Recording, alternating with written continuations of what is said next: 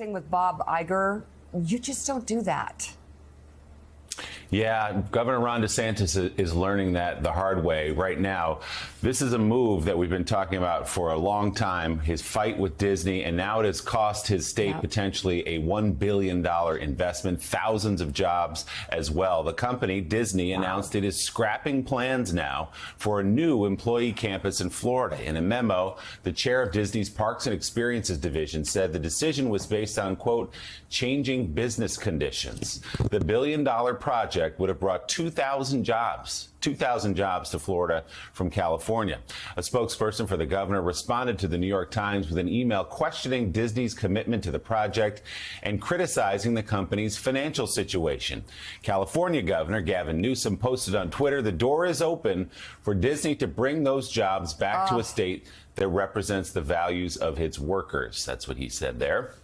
Donald Trump, of course, weighing in as well. He sent out a campaign email highlighting a post on his social media platform from last month that said Disney could stop investing in the state.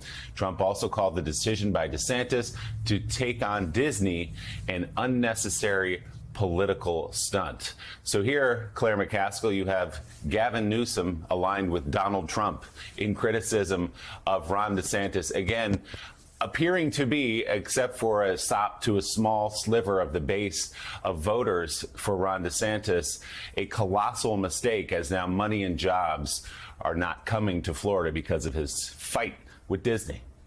Yeah, the obvious hit on DeSantis for this entire presidential primary campaign is that he represents big government.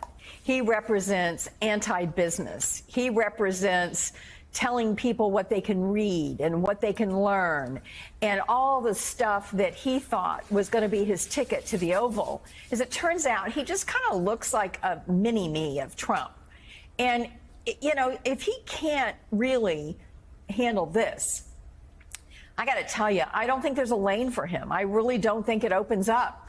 I think Trump ends up with most of the voters who think it's really a good thing to ban books and to attack the biggest taxpayer, the biggest business in Florida. And so, Matt Lewis, obviously there's some virtue signaling to a certain portion of Ron DeSantis' voter support, his base. But in the big picture, this remains absolutely confounding, this decision to go on and fight with the largest private employer in your state, this icon that has transformed the state of Florida, brings obviously all the tourism and the money that comes with it, to pick this fight because his feelings were hurt that Disney criticized a piece of legislation he put forth last year. Is there any explanation for it at this point other than to just sort of nod to a certain percentage of voters he thinks he needs to keep close?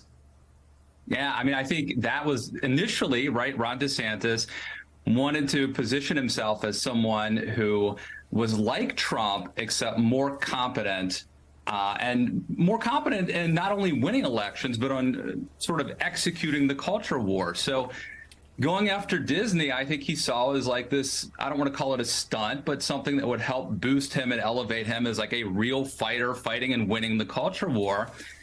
And it just didn't work out the way that he planned. And now it has escalated. And it's becoming a quagmire. I don't know how he gets out of it. He is now fighting a two-front war, really a three-front war. He's got Disney, he's got, Gavin Newsom, and he's got Donald Trump. Everybody's criticizing him. And look, when does this end? Disney can do this forever. There could always be a big project Disney was going to roll out, but now they're not going to. And additionally, you have people like Mike Pence who are criticizing DeSantis publicly. Nikki Haley offered, Disney come to South Carolina. Well, Disney could have some fun with that too, right? So I just don't know where this ends for Ron DeSantis and how he gets out of it.